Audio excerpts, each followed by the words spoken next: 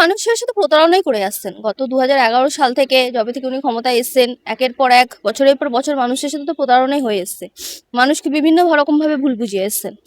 NRC নিয়েও বলেছিলেন হবে না, এসআইআর নিয়েও বলেছিলেন হবে না, এসআইআর হচ্ছে। এনআরসি নিয়েও বলেছিলেন হবে না, ওয়াকফ নিয়েও বলেছিলেন। তো সব দিক থেকে তো মানুষকে আর কত রকমভাবে উনি বোকা বানাবেন? বছরের পর বছর যখন বোকা বানিয়ে এসছেন, তখন আর মানুষ মনে হয় না যে ওনার এই প্রতারণার শিকার মানুষ বারবার হবে। কারণ পশ্চিমবঙ্গের মানুষের সাথে যে অন্যায় উনি করে এসছেন গত ১৪ বছর থেকে ১৫ বছর থেকে, সেই অন্যায়ের কোনো মানে এই ভুলটার মাসুল উনি আর আগামী কত বছরে দিতে পারবেন তার সেটা উনি নিজেও জানেন না।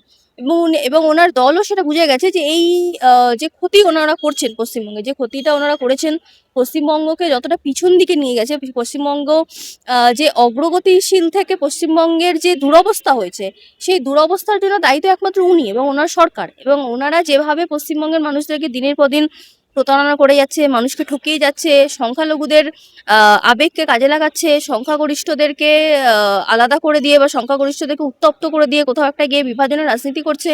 তো এই রকমের প্রতারণা বছরের পর বছর যখন মানুষ দেখে দেখে এখন মানুষ বিভ্রান্ত হয়ে গেছে। মানুষকে বিভ্রান্তিকর জায়গায় নিয়ে গিয়ে মানুষের বিশ্বাসকে বারবার দুর্ব্যবহার করে, মানুষের ভোটের যে আস্থা, মানুষ যেই আস্থা নিয়ে মানুষ ওনাদেরকে ভোট দেয়, ওনাকে ভোট দিয়েছিলেন, ওনাকে ক্ষমতায় নিয়ে এসেছিলেন ২০১১ সালে পশ্চিমবঙ্গের উন্নতির জন্য, পশ্চিমবঙ্গের অগ্রগতির জন্য, যাতে পশ্চিমবঙ্গের একজন মহিলা হিসাবে, পশ্চিমবঙ্গের একজন জননেত্রী হিসাবে উনি পশ্চিমবঙ্গের যেই উন্নতিটা করবেন, সেই যেই আশা নিয়ে মানুষ নিয়ে এসেছিলেন, সেই জায়গায় গিয়ে পশ্চিমবঙ্গকে উনি একদম তলানিতে নামিয়ে দিয়েছে।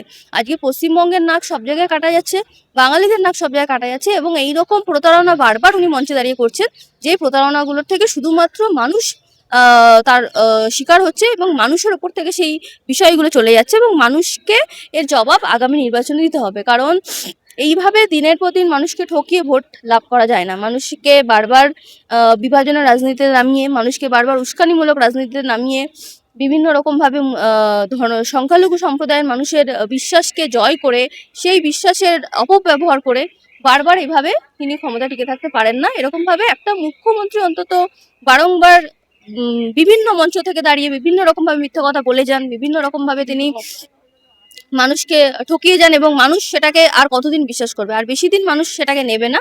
মানুষ এবার বুঝে গেছে যে উনি প্রতারণা করে এসছেন মানুষের সাথে, এবং আগামী দিনেও করার চেষ্টা করবেন, এবং এর উত্তর মানুষ ভোট বাক্সেই দেবে।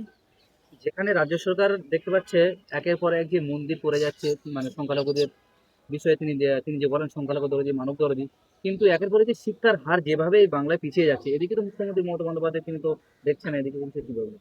উনি তো চান যে আমরা মন্দির মসজিদ নিয়েই কথা বলি। উনি যাদেরকে প্রধান বিরোধী দলে বসিয়ে রেখেছেন, যাদেরকে প্রধান বিরোধী আসনে বসিয়ে রেখেছেন, বা প্রধান বিরোধী দলের নেতা যিনি এসে এত মিডিয়ার সামনে উঁচু গলায় কথা বলে, এত বড় বড় কথা বলে, হিন্দুদের হয়ে কথা বলে, উনি আবার বেশ কিছু নেতা লাগিয়ে রেখেছেন যারা মুসলিমদের হয়ে কথা বলে। কারণ উনি চান যে পশ্চিমবঙ্গের রাজনীতিটা এইভাবে চলুক, যে হিন্দু মুসলমান নিয়েই মানুষ কথা বলুক, মানুষ মন্দির মসজিদ নিয়ে কথা বলুক। কারণ আমরা স্কুল নিয়ে কথা বলছি না, যেটা নিয়ে আমাদের কথা বলা দরকার।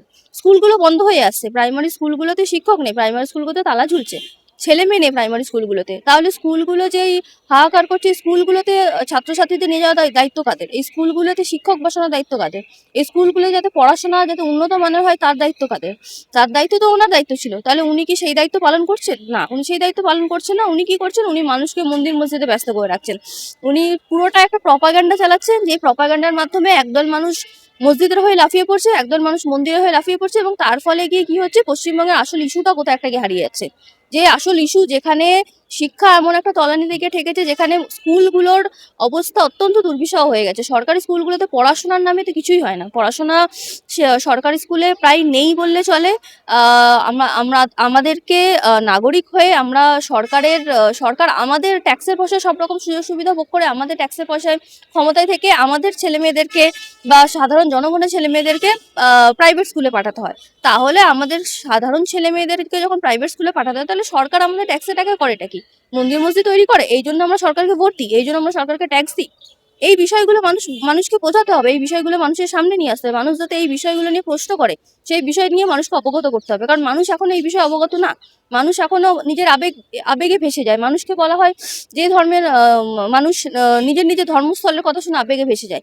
মসজিদ হচ্ছে শুনে মুসলমানরা আবেগে ভেসে যায়।